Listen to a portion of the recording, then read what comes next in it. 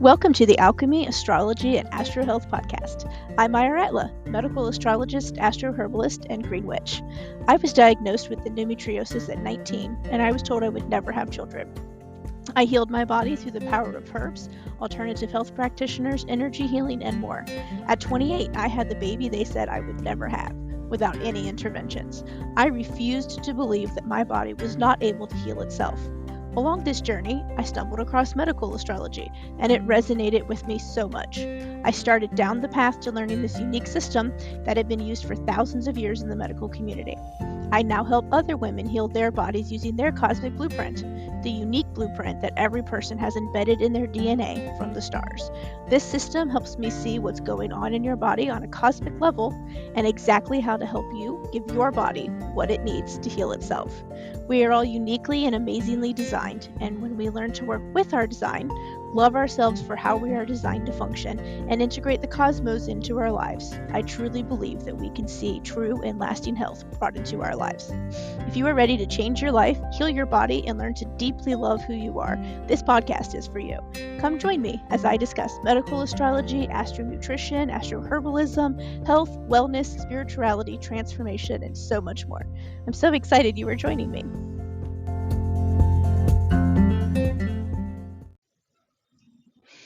Hi, everyone. I have some amazing news that I want to share with you before we dive into the episode today, and I'm super excited and I can't wait. So we're just going to do it.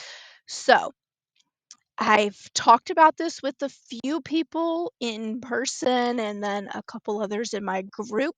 If you're in my group, then you already saw it. So spoiler alert, you've already seen it. But there's something new coming to the podcast. So I remember I told you, I don't know, last month? I don't know where we are in the year. Anyways, one of the episodes where I was like doing the 2023 recap and talking about what we want to do for the new year, I mentioned there was some cool stuff coming for the podcast. So I finally got it all worked out. We've gotten a few of the episodes recorded for this. So I'm just going to get to tell you about it today. And I'm so excited. So I have started, and it will be opening today for signing up, a podcast subscription. So this will be a side of the podcast where you will pay $4.99 a month. So it's super cheap and affordable, where you get extra bonus episodes. You get video episodes occasionally. You will be getting time one-on-one with me where you can jump in and watch a live recording. You can jump in and be brought into the live recording, and we can have a conversation on that. And there will be other people available. Those will be recorded and put into the subscription side for those who couldn't attend live. Madison Callanan and I will be doing episodes together. She's going to come be my co-host on a lot of these episodes on the subscription side. She was in episode 33, I think it was, 32, 33, one of those. She's the Reiki practitioner. She has changed some things, and now she's doing a whole awesome thing, and it's great. She's amazing. Her and I are like, I don't know, besties from another realm. And so we are decided to do this together. Her episode was really popular. People have loved it. And I just felt spirit leading to bring her into this. So there will be episodes once a month where either her and I have recorded a conversation that will be going out to you, where we have opened it up for like a live Q&A. So we'll let you, if you're in the subscription, let you know that, hey, this recording's coming up. Send us your questions, or you know what, show up on the day of the recording live and we'll answer your questions right there, right? And be like, they call it hot seat coaching, but I hate that term because I don't know about you, but no one wants to be in a hot seat, including myself, maybe especially myself. And that just gives you like, I don't know, that just makes me feel like I'm being, I don't know, burned alive at the stake. Maybe that's my witch wound coming up. I don't know. But anyways, we're just going to call it live Q&A session because that sounds better to me. But we'll be having those. Sometimes it'll just be like something that Spirit has led for us to talk about that we will, post as well. So there's be all kinds of different things coming for this. And I've had some people ask me like, why have I chosen to do this? And I will say that while the money aspect is nice, let's be honest, I am running a business, and if I want to continue doing this podcast, I do need to make some money from the podcast eventually so that I can continue to do it and put, as many eggs as I am putting into my podcast because I love it and I love doing it and I love doing it for you guys. but it has to be sustainable, right? So while that is obviously a piece, the other biggest piece is that I have 5 planets in Scorpio. One of those is in Mercury. Mercury is the planet of communication and how we communicate with each other, how we receive communication, right? My Scorpio Mercury likes to dive deep. It likes to dive into taboo subjects. It likes to dive into things that most people are like, oh, we probably shouldn't talk about that in, polite society. I don't want to be polite. I want to be able to jump into things and go in depth in a very intimate manner.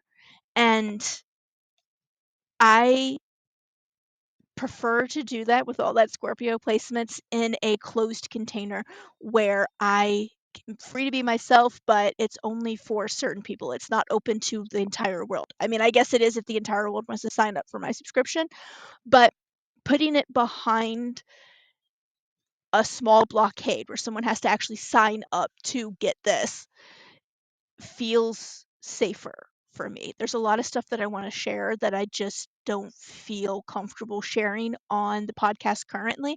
That spirit is guiding me to say, but also guiding me to protect, my energy and my spirit from things. I'm also in human designer reflector, and if you don't know what that is, um, you can Google it. But in with that, my energy is very up and down. It's all around. And I'm also like a mirror, and this is very much a Scorpio thing too, but a mirror of other people. And a lot of times they don't see me, they see their shortcomings, their shadow side coming up, their things that are just like triggering to them, right? And it gets really exhausting to put myself out there, speak my truth, talk about something that is maybe triggering for some people, and then have to fend off all of the attacks that come with that. And so, if I'm going to put myself out there, I want to be able to do so in a space that not only feels safe, but is something that just not everybody has access to, right? I love the podcast. The free side is still continuing. That's not going to change. You're still going to get all of those same episodes and values and things like that you've been getting from it. Still going to talk about medical astrology all the time. We're still going to have the soul-led conversations because I fucking love those. And from what I'm hearing from you guys, so do you. And so nothing's changing on that side. Just now you can sign up for $4.99 a month and get a bunch of extra bonus stuff where it's more intimate between you and I, where we get to actually interact in person, where we get to jump on a live video together, where you get to get some, Q&As, some of your pressing things that are going on in your life answered, right? Like, what's going on in my chart right now that is making me feel like X, Y, and Z. Madison's going to come on, and she offers a completely different perspective than I do in a lot of ways.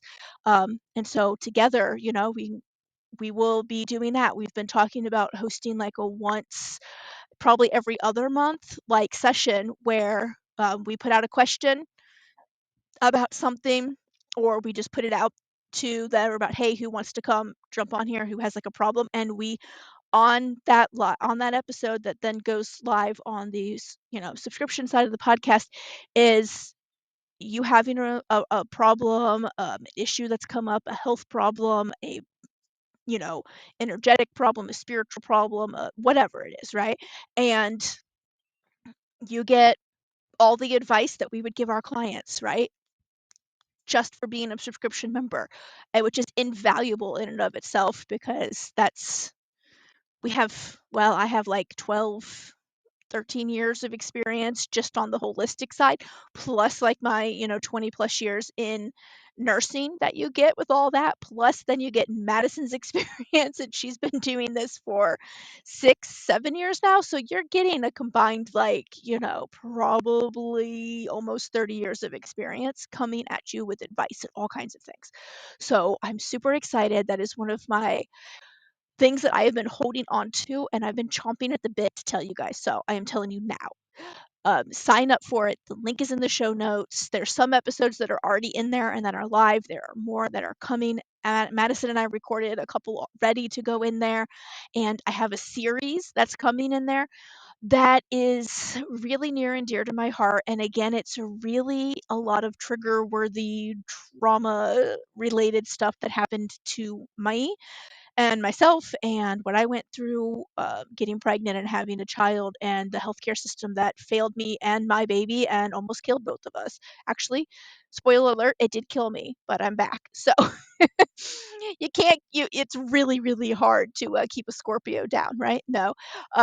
But really, it's pretty traumatic and stuff I want to share, but I would prefer to share in a more intimate, safe container. So that's going to be part of it. It's a whole episode with other people that are going to be on there talking about their experiences and stuff that's going on. We're going to be doing a whole series on, like prenatal holistic care with me and how I walk my prenatal clients through helping take care of their bodies while they're pregnant, how to take care of their bodies while they're giving birth, and how to work with their bodies, all that stuff that I teach them and work with them closely. And then the postpartum period after they've had the baby, and talk to them about that. And we'll have a whole discussion about what, kind of how I walk them through that and all the things that I suggest, because these are the clients that I work with. I have a monthly concierge type service where they pay me a monthly fee and they get pre, intra, and postnatal care from me on the holistic side, talking about the herbs and things like that. And I work in conjunction with whatever OBGYN or midwife that they are working with to help them get a very holistic, well-rounded, care during their pregnancy and afterwards. And it's something that I don't talk about a lot on the podcast currently because it's really special to me. It's near and dear to my heart, but it can be very triggering for a lot of people, and it's understandable. So I'm trying to keep the podcast as trauma free, I guess, as possible, but I feel safe to put that out there in the other side. So that's one of the series that's coming. Um, it's just, I'm so excited for it, and I'm hoping you're as excited as I am. So please go sign up, and in the show notes, there's a link, $4.99 a month.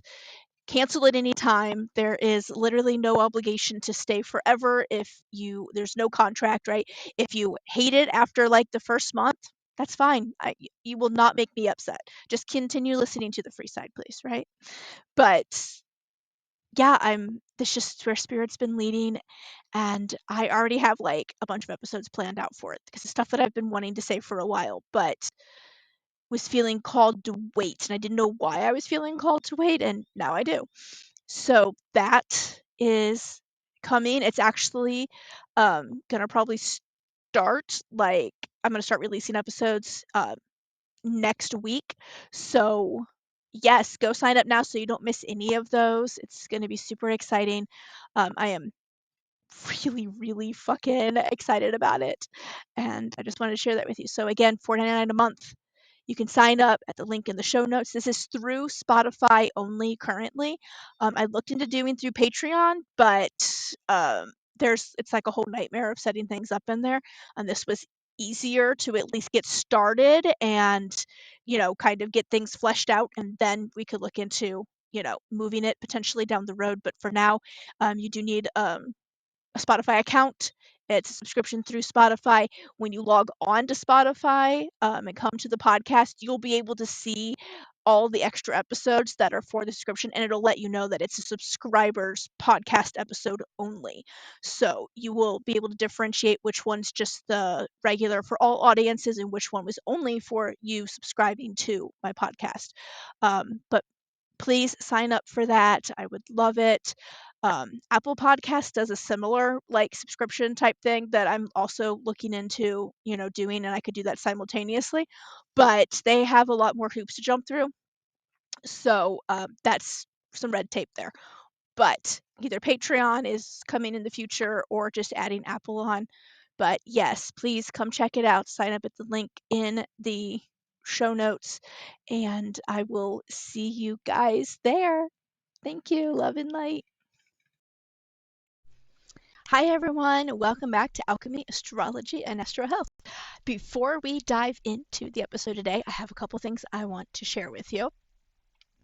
The power of presence challenge is still going on and through Monday. They added a couple extra bonus days because they had such a great overwhelming response. So if you haven't already, there's a link in the show notes. Go sign up for all the amazing speakers. I have attended a number of sessions already, and it has been absolutely amazing.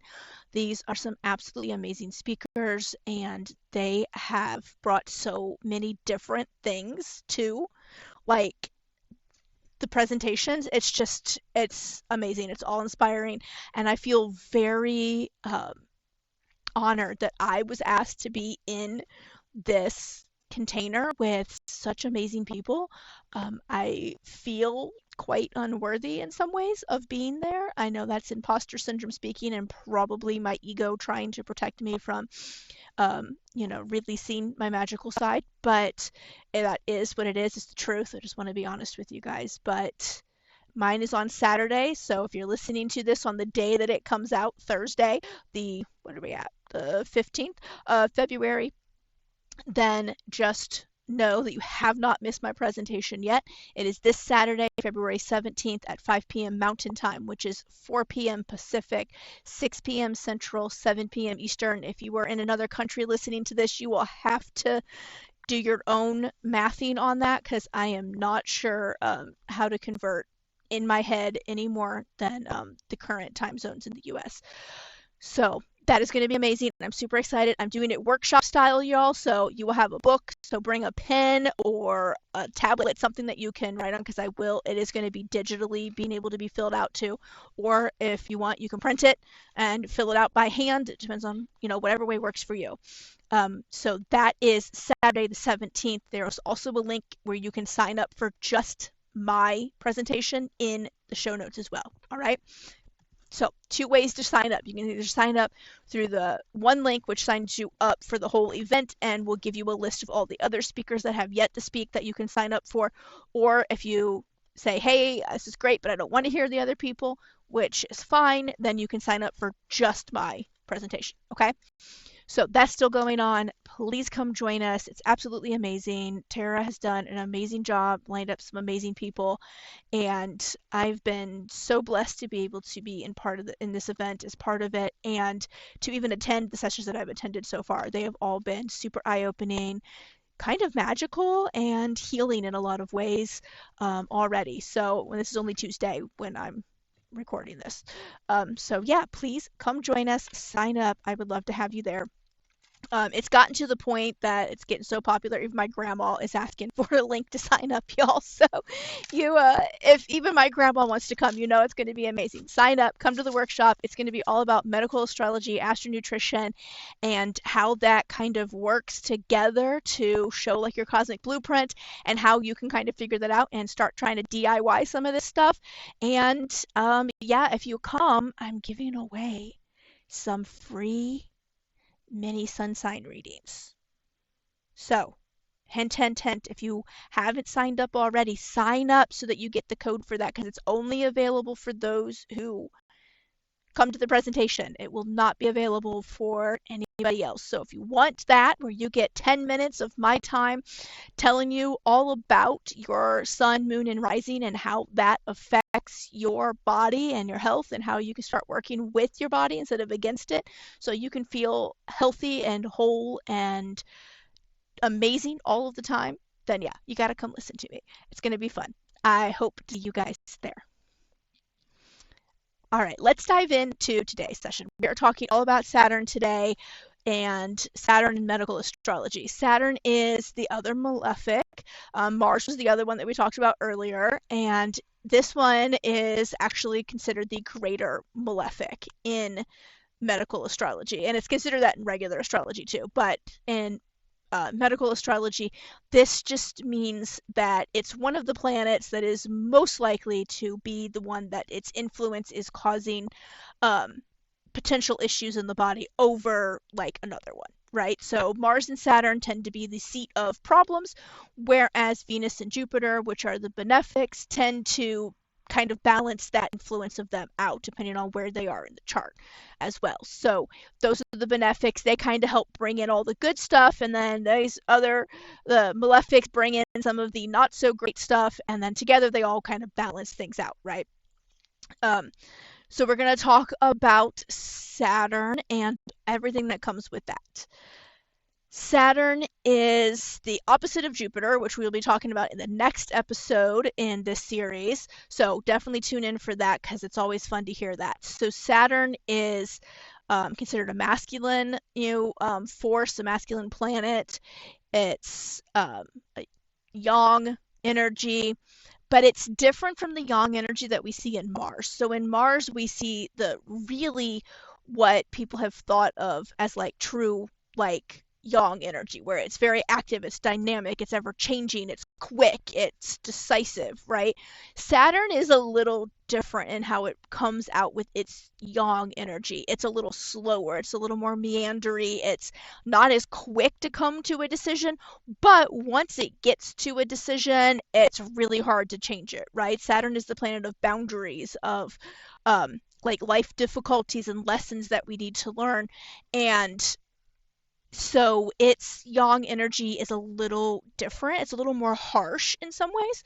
So it's definitely necessary, right? Like we need that in our lives of like lessons coming to the forefront that we need to learn so we can fulfill our karma from our past lives, so that we can move forward in this life, so we can grow as a human, our spirits can learn and can grow, and we can evolve into something better. So while Saturn is necessary in our regular astrology charts as well as our medical astrology charts, its influence is one that everybody knows about. Almost everybody will tell you that, even in people who don't understand astrology or don't even, quote unquote, believe in it, will tell you that they understand that, like, oh, Saturn's just not a great influence, that Saturn return is hard, Saturn brings hard life lessons, right? And so it's just a different kind of yang energy. But this is also because it's kind of a polarity and dual nature to Saturn, because it rules two signs. It rules Capricorn and it rules Aquarius. Aquarius is a masculine sign, whereas Capricorn is an earth sign and a feminine sign is considered, right? So it's a yin sign and Aquarius is a yang sign. So because of that, that's why we see Saturn's yang energy being a little more meandery and passive in a way than active, dynamic, and quick to things like Mars. Mars is pure, basically, yang energy. It does have some duality because it does rule Scorpio, which is considered a yin sign, but because it's that fixed yin energy in Scorpio, it's just not as powerful as that cardinal energy that comes from Capricorn, right? That initiating dynamic energy that the cardinal signs have. So there is that as well. There's that little bit of a yin energy in Saturn as well. So it's definitely a little slower, and it creates slowness in the body, right? It's a cold planet. It brings a lot of slowness and it brings change, but it's not always quick change. Sometimes it's like change that doesn't happen for quite a number of years, but started back in like childhood, right? Which is why Saturn return. It takes Saturn a long time to get around the sun and back into the sign that you were born under. So like if you were born, Saturn in Pisces, Saturn is back in Pisces, so y'all are starting your Saturn returns, which means you're probably somewhere between 28 to 30 years old, because it takes it about 30 years and a little over, depending on where you are, where it is in your natal chart in the degrees, right, between 0 and 30, as to how fast it gets back into your, where it is in your natal chart to create that influence, so that Saturn return. So usually it's around 30 that you really get it, but a lot of people start noticing the effects and influence of that Saturn return around 28. That's when I had mine. Mine started a couple years early and decided to last, for, I think, like, till I was like almost out of 30. So like for 2 years, it was rough, y'all. Um, and I think that's just because of where it is in my chart. It's right at like 2 degrees Scorpio or something. So when it came back to Scorpio, it came back there a lot sooner than it would like somebody else who was at like 30 degrees Scorpio, right? So we have that dual nature here that we see. We also see it being associated, like I said, with like not only change, but it's also some aspects of like creation in there as well, because it brings spirit into matter. It brings our spirit into the matter of our body and helps us combine the two together and live in harmony with our spirits and our physical bodies, which is kind of what Saturn return is all about. If you think about it, it's about us really embracing who we are at our core, right, in our spirit, and putting that out there in the physical realm and world as well, and harmonizing with it and being okay with that. This is why you see so many people at like the age of 30 go through like some kind of crises of some sort of like identity. They get divorced because being a spouse is just no longer like how they identify. It's just not what they wanted. They're starting to realize that maybe that's not what they ever wanted, or they just don't want it with that person that they're with. And so they change. They start dyeing their hair funky colors. They go from never having a tattoo to having 30. They, start dressing like Miss Frizzle because it makes them happy, and it always has, but they were afraid of showing that before, and now they're not, right? We see a lot of identity changes at this time in people who have always probably struggled, but are really finally coming into their own because Saturn is helping harmonize that spirit and the physical body. So the inside world and their outside world together into one. This is when a lot of people will leave a religion that they grew up in. They'll find a different religion, or they'll leave religion altogether and they'll find their own path like I did, which has nothing to do with the religion, right?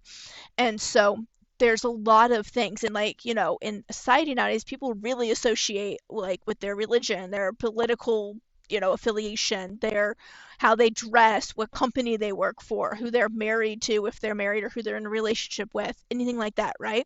Like we build our identities around this other stuff. Like I don't know what my identity is if I'm not a spouse. I don't know what my identity is if I'm not a nurse at this place, And so there's like this huge shift in what's really important.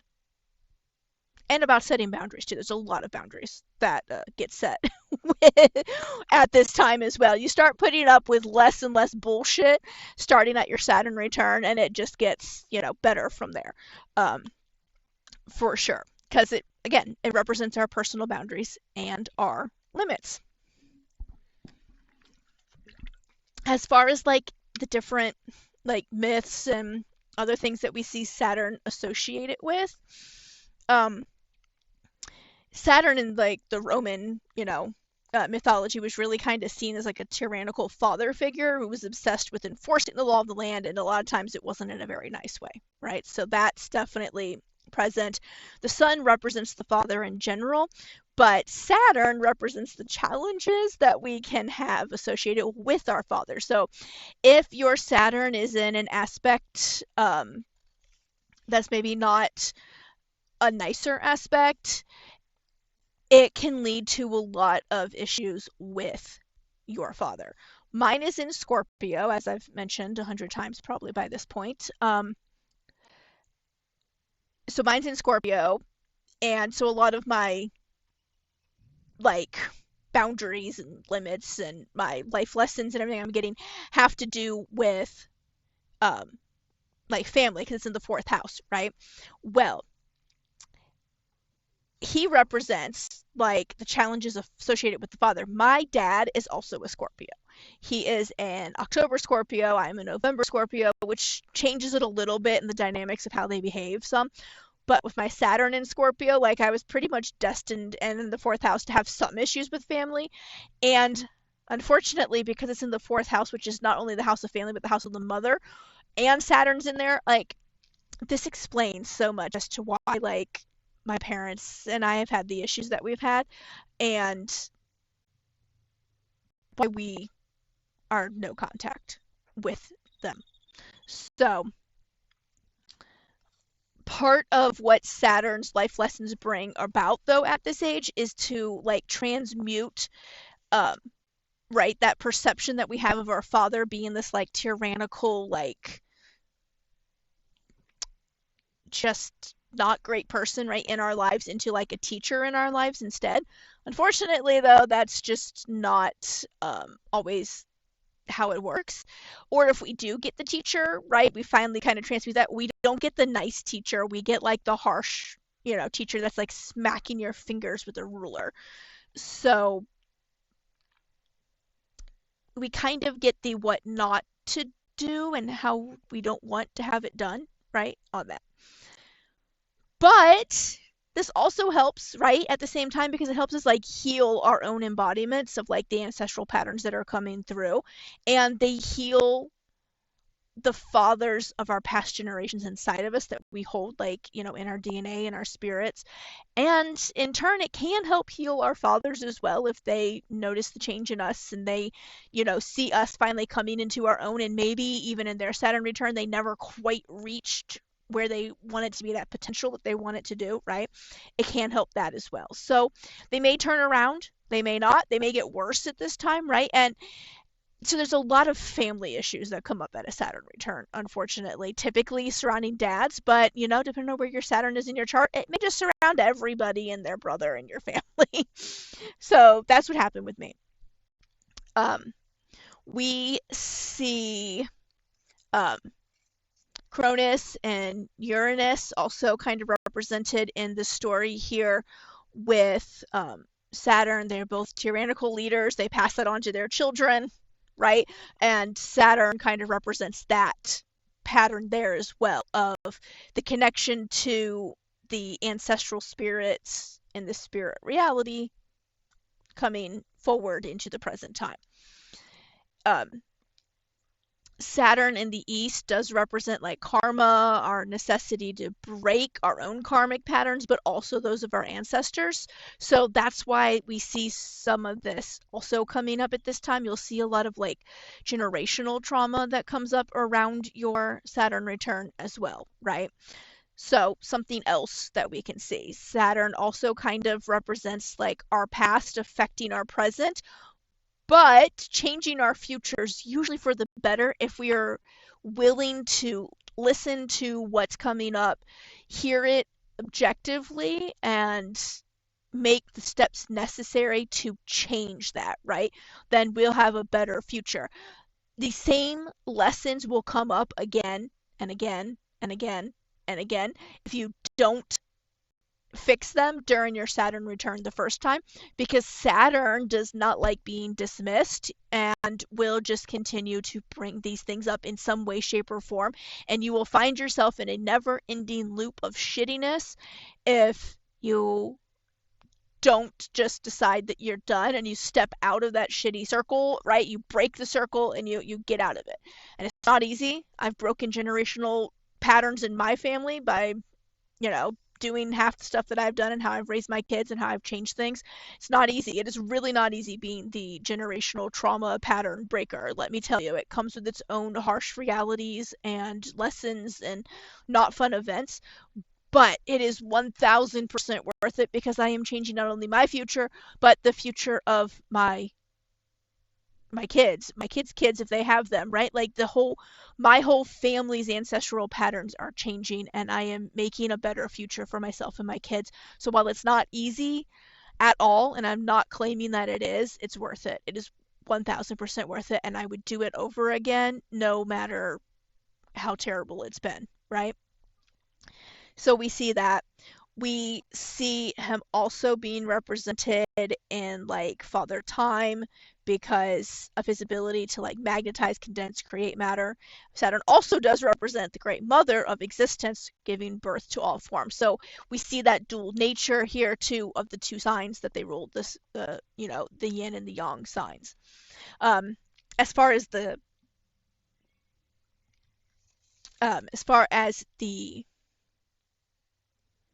other like mythological like things that we see here with them, we see Zeus in here too as a relation to Saturn. So Saturn, like I said, represents like the tyrannical father, and that his children fear. He fears that his children, there we go, will overthrow him, right? And this is what we see in the story of Cronus. He overthrew his father, Uranus, and so he fears that's going to happen to him. We see, Zeus escaping from, also in Roman mythology, because he's Greek, but Zeus, also known as Jupiter in Roman mythology, escaping, right, from this pattern and leaving. So he breaks the patterns, of that ancestral, the son or child, it could be a girl too, a child overthrowing their parent and taking over like the kingdom, right? We see that breaking. Um, we see other deities are Shiva, which is Hindu, and then for animals, we see the owl and the vulture as well here. As far as what else we see corresponding here with Saturn, it rules lead, the metal lead, which is like the heaviest and most dense of the alchemical metals. Um, so it's a very, again, heavy, cold planet, and that makes sense. We think of lead as being like really cold and kind of heavy, and it's like a dark gray. It's just kind of dreary and drab. Like, it's just kind of how you think of, Saturn as well. As far as the tarot cards is associated with the universe, which is card 21. We also see for the glyph here, Saturn's glyph looks a lot like Jupiter if you're not familiar with the glyphs, right? And so they're easy to confuse sometimes. But I think of it in the fact that while Jupiter looks like a 4 that someone has written in like with a squiggle in it instead of all being straight lines, Saturn looks more like an H with on the first down line you make on the H, the long little arm, there's a cross at the top of it that goes across it. So it looks like an H with a cross at the top of its little handle. Um, that's how I see it. It's supposed to be again like the soul coming down into the body and transmuting of the two together. So that's kind of what that represents with like the cross and the crescent below it, right? It's supposed to be a crescent, but honestly, it looks like an H to me. So that's how I remember it. Maybe that'll make it easier for you. Again, these glyphs are hard to describe in like an auditory manner, so please go Google them so you can see what it looks like and you don't think I'm completely like making things up or that it's crazy. Because it's hard. It's hard, y'all. Um, as far as what um else Saturn rules. We know it rules lead, like I just said, but as far as the boundaries, it rules boundaries of our life, like our physical boundaries, our emotional boundaries, our spiritual boundaries that we set up with others, right? But it also rules the boundaries of our body. So, like internally, the parts that it rules the skeleton, it rules the skin, it rules the boundaries of the physical body as well. As I said, it tends to be a very cold, constrictive, restricting force in the body. If it's below the horizon in your chart, so like if you're looking at your horoscope chart, there's a big thick line that goes directly through the middle. That's the horizon line. So above it means that you were born probably in the daytime, and all of the like your sun will be above there, and a lot of the other stuff could be above there too. So that warms it up and that helps. If yours is below the horizon, so it's at the bottom of your chart in house 1 through 6, then that makes him even colder. And if he's in an earth or a water sign, which are the feminine signs, then he gets even colder and more restrictive, whereas being in an air or a fire sign kind of warms him up a little bit. So very cold. He's associated with the earth element typically, but we also can think too he's kind of associated with the air element just because he also rules an air sign. And air can be a bit of a force sometimes that can try to break boundaries, right? Think about like a hurricane or a tornado. That's a lot of wind and they break down boundaries. So you can kind of see that as well. So he also rules, again, like not just the skeleton, but the bones, the teeth, the tendons, the ligaments, cartilage, the minerals of the body that create that. That and the knees. So we have a big influence on the knees because Capricorn rules the knees and Saturn rules Capricorn. We also see a strong correspondence to the ankles in particular here as well because Aquarius rules the ankles and Saturn rules Aquarius. It has again, it governs a lot of minerals that are needed for good bone health. And so it also then has a strong correspondence to the formation of stones in the body. Like kidney and gallstones are the most common ones that I see here. Um, just because, again, it's a very cold, drying, like constrictive, restricting force, and it dries things out. So, like, it creates stones easier, right? Like part of the reason people get gallstones is that the bile is not moving from the gallbladder through the bile duct into the first part of the small intestine, the duodenum, as it should. And so there's some kind of either a blockage, there's a constriction, or something restricting the flow, right? And then that bile sits in the gallbladder. It's made to be stored there, yes, but not like permanently. It's made to be stored there, and every time you eat a meal or food of some kind, right, a snack, it's supposed to contract and squeeze that bile out and then refill afterwards. If there's something that's hindering it from leaving the gallbladder appropriately, not only will you notice because you'll start feeling some spasms in that area that feels like, someone is stabbing you in the abdomen, but you will also start having like symptoms of indigestion, because part of bile's job is to break down the fats and pull those nutrients out of them so that your body can assimilate them and whatever. And so you'll start noticing like you have fatty stools that are floating in there. You'll have some symptoms of indigestion of like food like kind of backing up, and you get constipated, because bile is a very good laxative and it helps move things through your intestines and out the other end as it's supposed to. And so if you don't have enough of that, that gets, your colon gets stagnant on top of everything else. And if the gallbladder or the bile duct in this case is probably having some kind of constriction or an issue, then the bile starts building up in there. It just sits there, it becomes stagnant, and then it starts crystallizing because it's not moving through, and then you get gallstones, which then lead to a whole host of other problems. So I see that being a common thing here just because of that. Also, we consider Saturn the like quote unquote seat of chronic illnesses. And this is because, like I said, it creates constriction and restrictive flow of energy and blood sometimes and nutrients to organ systems that we would like to work properly. But because our body is designed to live in homeostasis all the time and constantly balance itself out, it will continue to function like everything's fine for a very long time, even if certain body parts or systems aren't getting all the stuff that they need to function correctly. Your body will find other ways to, work through that, right? It has a bunch of backup systems. It has backup systems for the backup systems. And so because of that, we will see that things seem fine, fine, fine, and then like you hit 30 when your Saturn return comes, and then bam, suddenly you're diagnosed with a chronic illness and your health goes into the shitter, and you're like, what in the hell? I've been fine forever. I've been super healthy.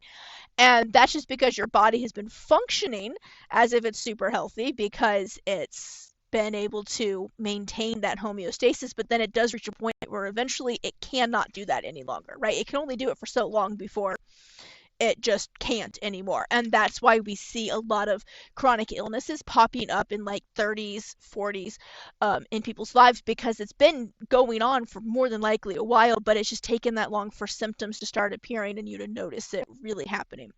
And I see this a lot with Saturn when clients come to me. I see a lot of times if they are dealing with some sort of chronic issue in their life, and this can be mental health, physical health, spiritual health, emotional health, any kind of health problem that has been sustained and long term, I look at Saturn first to see what's going on, because more than likely it is Saturn that is causing this chronic cycle, right? And we need to break that. And to do that, we want to lean into Jupiter because that's its opposite planet. And we also kind of want to lean into Mars because Mars is also kind of the opposite of Saturn and gets things moving. It's all about movement. So that's two of the ways that we can just start bringing some balance back to the body, is focusing on what might be missing and then start adding that back in by using Mars and Jupiter and what they govern as, our starting point. We see a lot of like cold issues happening here, and by that I mean like coldness in the body that leads to affecting the nervous system and the musculoskeletal systems, cramping, nervousness, anxiety, tension, bloating, gas, um, just a lot of like feeling like you're constantly on edge, right? Um, so because they rule again all of that. So I see um again, it rules Capricorn, it rules Aquarius, so we see a lot of those same kind of health issues that we see with those. Um, Now, depending on what's going on, right, with Saturn, where it's at in the chart and all that, it can be a person who suffers from a lot of like broken bones, because they're not assimilating the calcium and the vitamin D and all the stuff they need to create good, strong bones, right?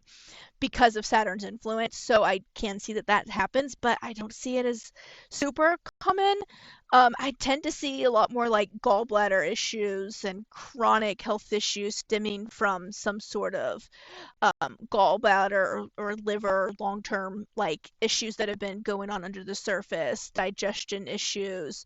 I see a lot of times people have like a lot of cavities or teeth that break easily, from again like chronic malnourishment that you've been eating great, right? You've been eating exactly what your body needs, but it's not been used properly because something else is going on.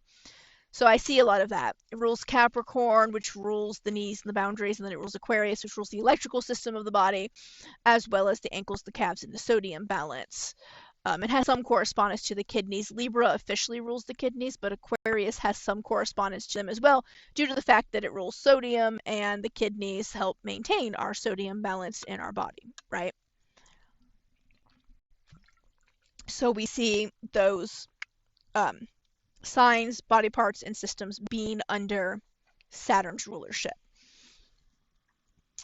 As far as AstroNutrition goes, like I already mentioned, it rules vitamin C, it rules vitamin K, um, it rules calcium, because again, rules the bones. Calcium, everyone knows calcium for strong bones, but you need calcium and sulfur and vitamin D and a few other things to have really strong bones. So if you're not getting all of those, then you can, start having soft bones. You also need to put your bones under some load so that they can also build up strength. So strength training is really good for anybody, no matter what age you are.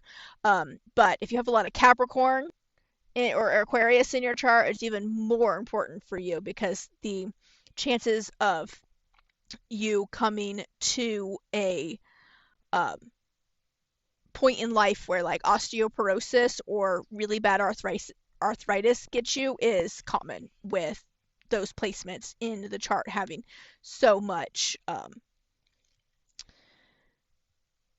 influence on your body. So we also see it ruling fluorine, um, and I said sulfur. Did I say sulfur? Sulfur. Fluorine is also needed for strong bones. So we see him ruling that. Now,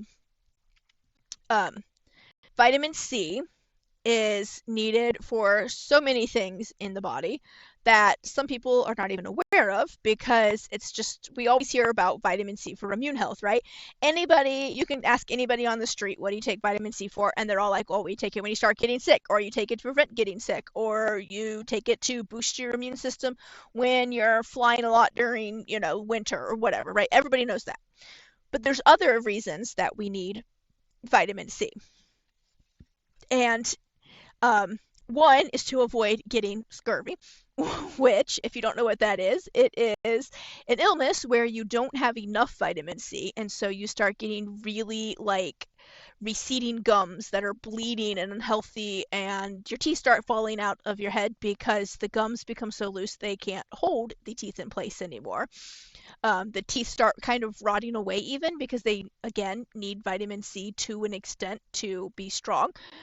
Your skin starts getting like having a lot of issues, and you get like scabby skin, and you get a lot of potential bleeding issues throughout the body and other places. And this is because of a lack of vitamin C.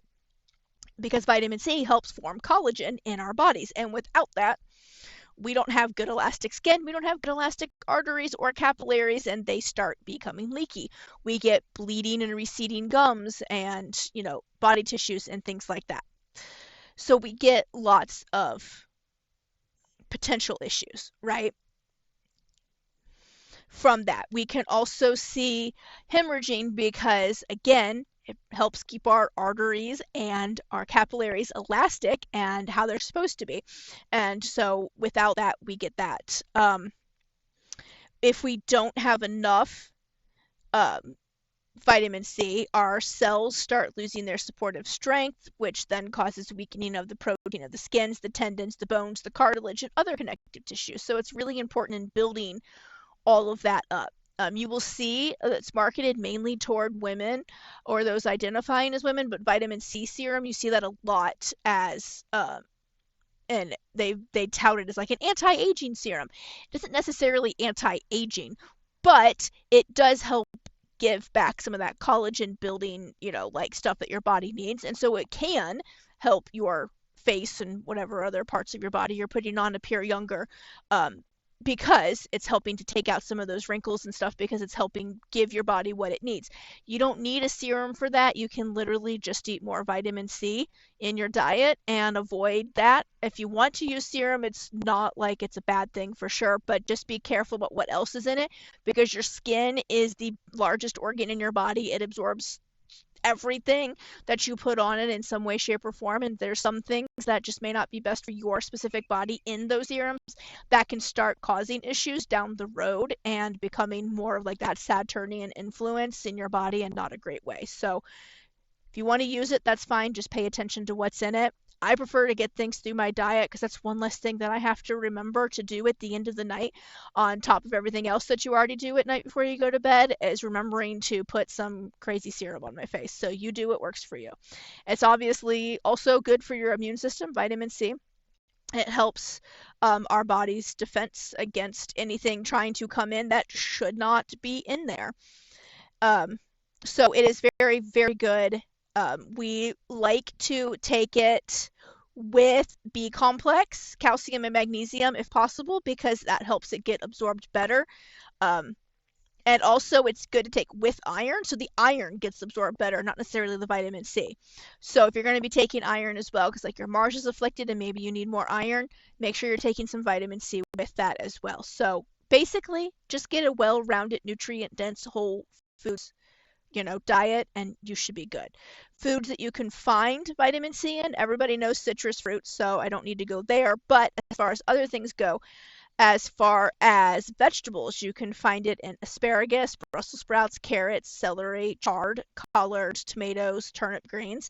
In fruits, obviously citrus fruits, citrus juices. You can find it in tangerines, strawberries, almonds, bananas, blueberries, cranberries, pineapple, cantaloupe has it as well. As far as fish or meat goes, you can find it in chicken liver. You can find it in herbs, burdock seed, coltsfoot, elderberries, marigold, or oregano, or oregano, depending on where you're from, paprika, parsley, and rose hips. Rose hips are an amazing source of vitamin C that you can make into a tea and drink, and pine needles as well. They have to be round pine needles, not flat pine needles.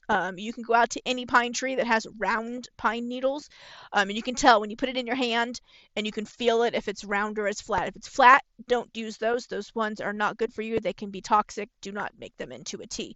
But if they're round, you can pull off the pine needles, fresh pine needles from there, break them in half, put them in some boiling water, and steep them for 20-30 minutes covered, and then drink. It tastes really good, honestly. I've made it before, was kind of like a skeptic of how good is this going to taste, but it tasted great. And it was very, very interesting flavor, but it tasted good, and it was easy to get lots of vitamin C that way. So you can definitely do that. As far as dosing goes, it's a water-soluble vitamin, so it's pretty hard to overdose on because your body will just pee out anything that it doesn't need. If you are sick, my protocol is you take 500 milligrams every hour until you reach bowel tolerance, meaning that you start having the runs. If you start having the runs, you back off by 1,000 milligrams, and that's the dose that you take. So if you've reached at that point like 1,500 milligrams, back off to 1,000 milligrams and then take that until you feel better.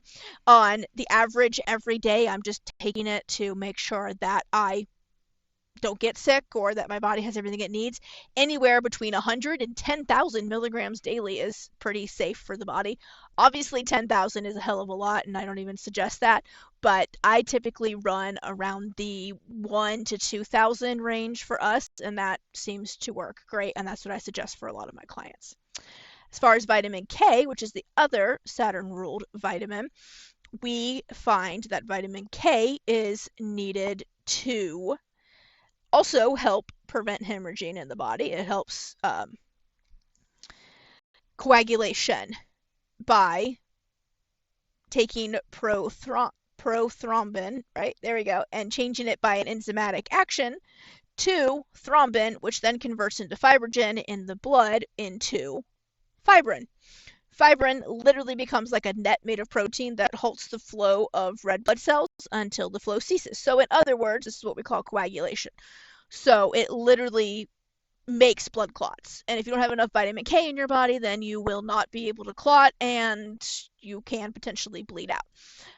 If you've ever been on like Coumadin or warfarin as like a treatment, which is a blood thinner, and for some reason the dosage has gotten too much and you're hemorrhaging, you come to the hospital, the first and pretty much only thing that we will give you is vitamin K. It is the immediate reversal agent that you give for Coumadin overdoses, and it will bring everything right back down to where it should and pretty much halt the effects of that really amazing blood thinner, right? So vitamin K is needed for that. It's also involved with the conversion of glucose into glycogen, which is then stored in the liver.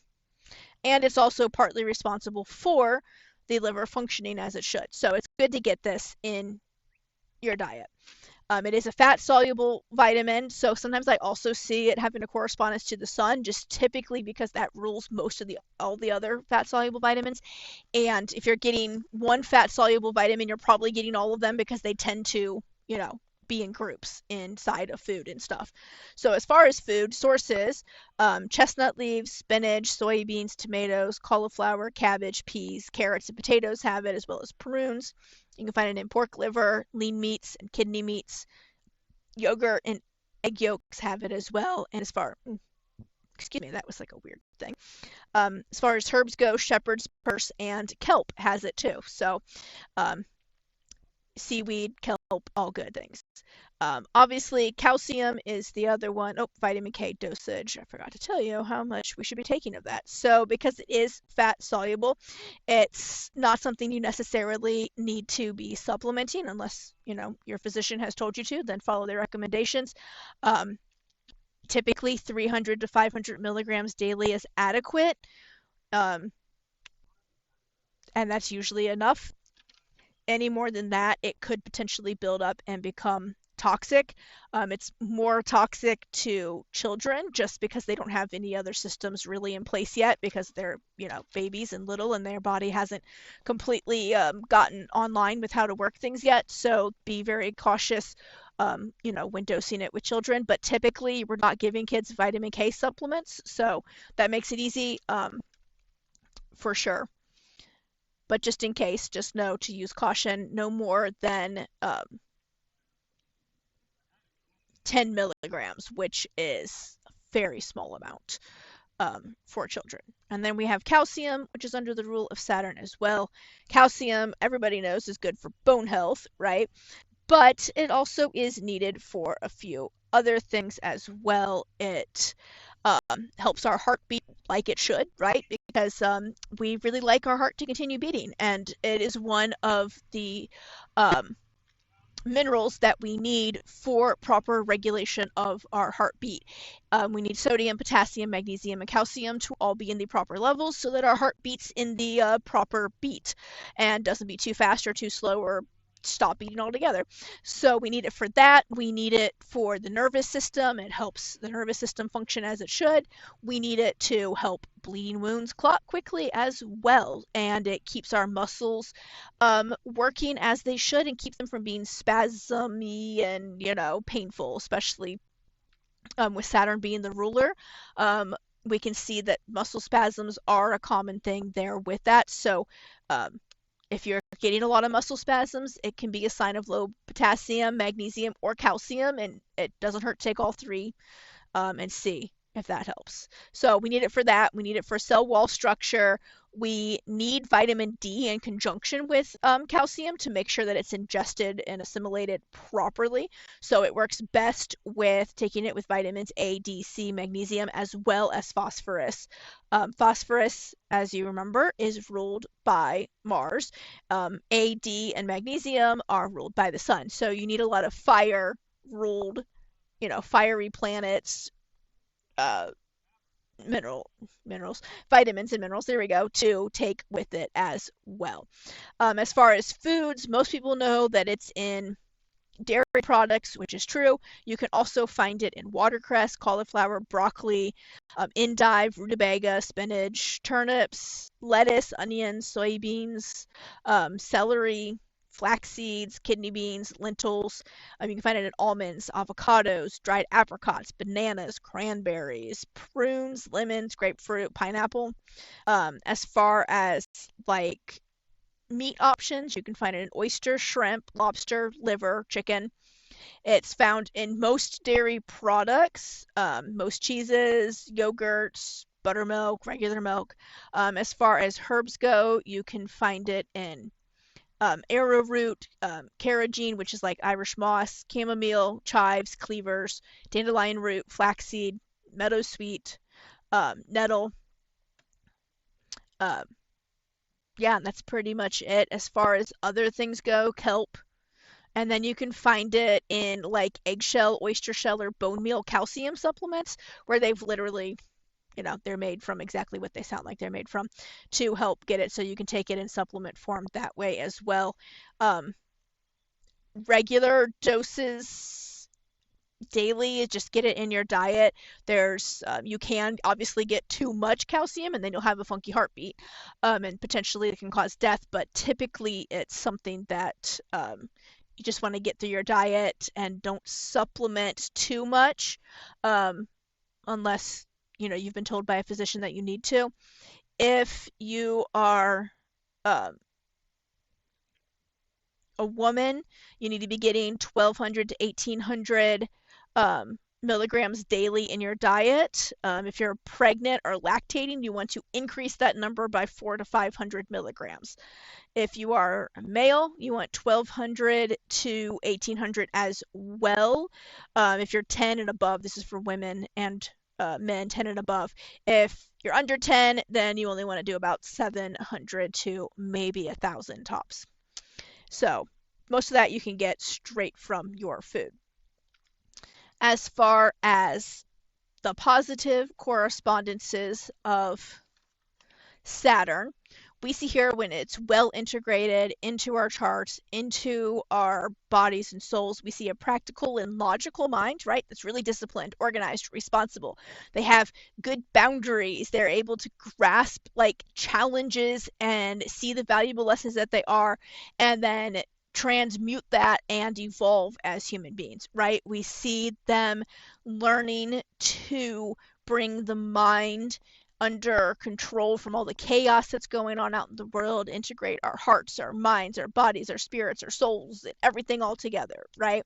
We learn to gather wisdom better and take wisdom in better and actually listen to those that have maybe been there, done that, instead of pushing that aside like we sometimes do when we're younger, right? It teaches us that we can have healthy limits and boundaries with ourselves, with others. No, it teaches us and helps us understand what we stand for, what we won't stand for. Learn to be responsible for our decisions, take responsibility for our actions, which, let me tell you, we should have already learned as children, but unfortunately, not everybody was raised in a way to learn that. And so sometimes that will be our Saturn return lesson, right? How to take responsibility for our actions. So we can see that people who have a well integrated Saturn will do that on their own, right? They are learning to be flexible to change, let go of old patterns and beliefs. They're willing to stretch and evolve and be disciplined and structured and all of that stuff, right? Whereas in its more negative associate correspondences, where it's maybe not as well integrated or we're fighting against it, we see a lot of stubbornness, rigidity in our beliefs and our boundaries, like to a point where like you're like pushing people away that shouldn't be pushed away, right? Because you're enforcing things that are just a little too strict, right? We see stinginess with things, walls created around. It's not a boundary, but like a damn brick wall that like no one can get through or around or under, right?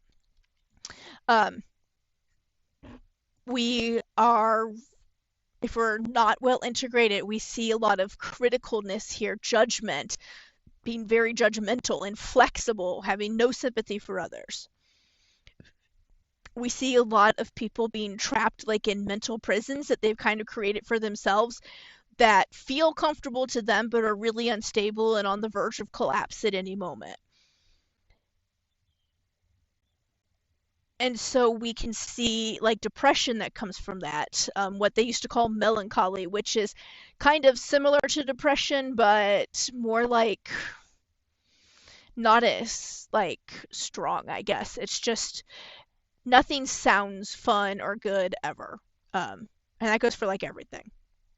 It can see them being, cold, fearful, completely non-creative. Everything's just like meh, right? Life is very meh, and it restricts the vital force. And we see that, really happening with individuals who are just too rigid and tight in things where everything has to be a certain way that eventually their health collapses. And that's why, right? It's restricting that vital force from flowing as it needs to. A deficiency of Saturn, though, right, where we don't have enough of it in our lives, so it's not super well integrated, but it's not really in the, like not integrated at all. It's somewhere in between. We can see someone who has no boundaries. They just feel like everything, everywhere. They have to do everything for everybody. They have no ability to say no. They overwork themselves. They're ungrounded.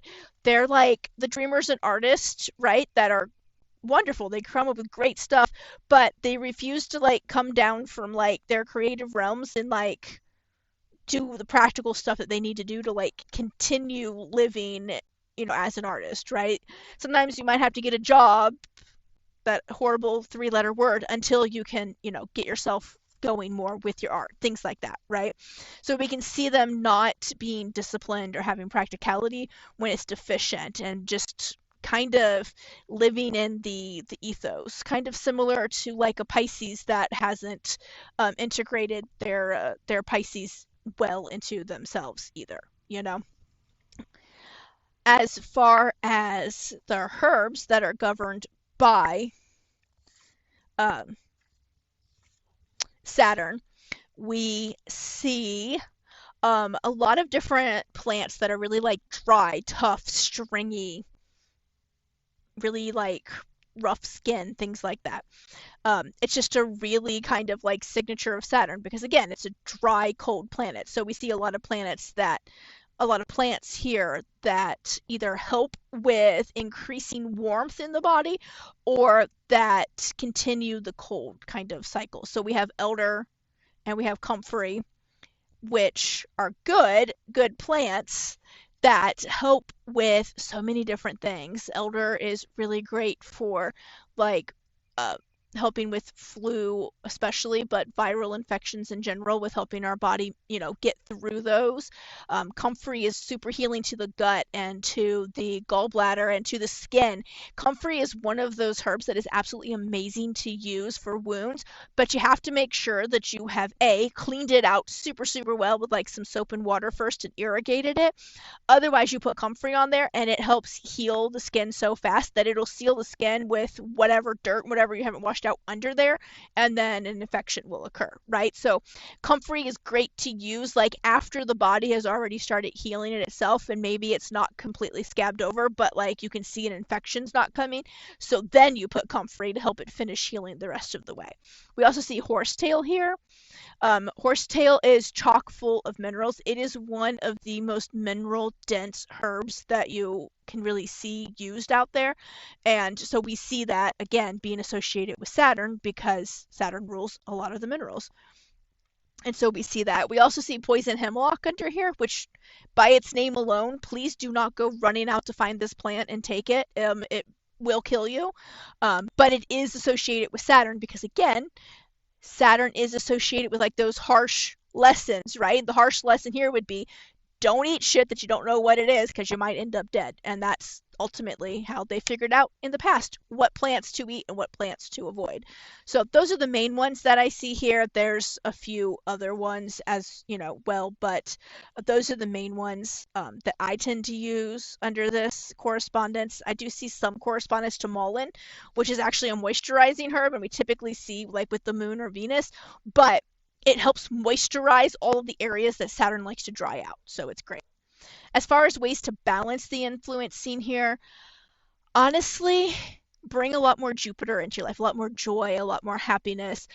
Don't be so rigid in everything. Don't be so rigid in your beliefs that you're closed-minded to anybody else's beliefs. You really just being open-minded, relaxed, able to go with the flow as a person is so much better, and also will help bring so much more joy to your life, right? So learning that, enforcing those boundaries when you need to, learning to say no. I know it's hard. Trust me, I've been there, done that. But learning to say no will be super fucking helpful. Practice it. Practice it with somebody, right?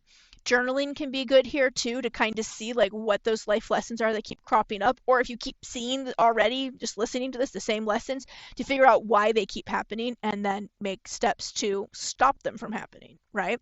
So journaling and reflection can be good here. Meditation's always a good one to help integrate the spirit and the body as one. So that's always a good practice here. And then getting out into nature can really help too, and just learning to be with nature and watching nature, because nature has its own boundaries set up in place, right? And things that it will allow that it won't allow. And you can see how animals interact with each other and have like the same thing. So getting out in nature can really help with that as well. Obviously, incorporate some of those Saturn herbs in there. Those can help increase or decrease the effect of Saturn in your life, depending on what you're looking for. So elder flower tea is absolutely amazing. It's one of my favorites. We drink it just for fun, but you can drink it when you're sick too. So it's another great way to just drink some of those herbs daily and help bring that influence back into your life, as well as herbs and foods that are full of all of the vitamins and minerals that Saturn rules. That'll also help, right? When our bodies are well nourished, we can more easily learn life lessons, integrate things, and be flexible in both our body, soul, and our spirit.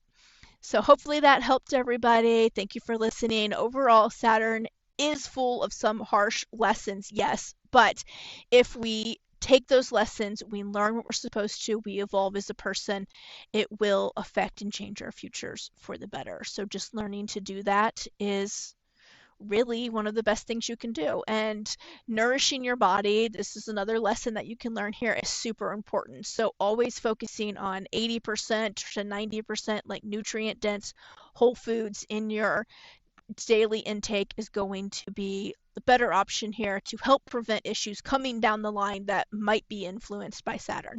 If you want to know what influences Saturn might be having over your life and what those might be causing now or in the future, reach out to me. Let's get you a reading so that we can figure out what's going on. You can go to atlasastrology.com and sign up through there, or at the link in the show notes. And I will talk to you guys later. Love and light.